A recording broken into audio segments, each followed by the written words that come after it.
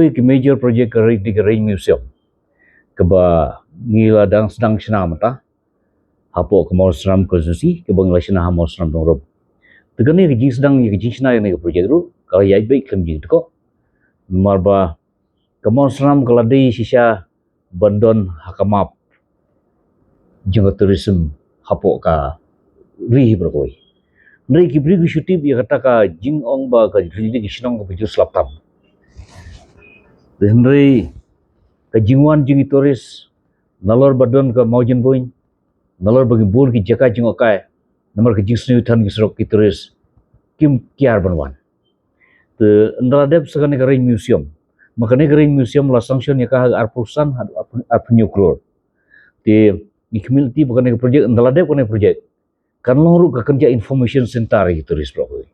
Kan long ru ka jingkring ki turis. Matong si ong ka Rain Museum. Ka Rain Museum kam simla dan apa kastin mekhlia jongi. Kadon tah Mausram konstitusi.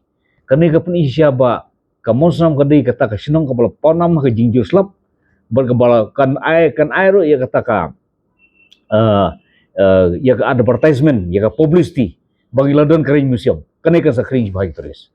Bat dalawan po Rain Museum hangtu kalong information center ba ki turis kintip hai kidon ki jakajong kay Mausram. Ngidang explore ki potential area ban develop into tourism.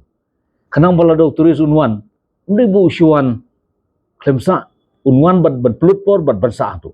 Nomor turis daulawan, hapo Mausram konstitusi kumalomota, jubret bisa. Usuan spend time tang sikatar kata wano pulut bisa ke hotel Shillong.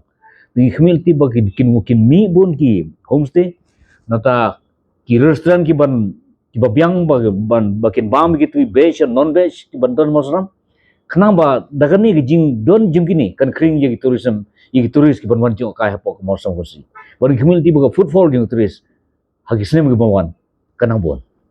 Kan wara kan continue kan contribute ye ka economic growth jing ke Mausram kursi ban jing kursi di koi.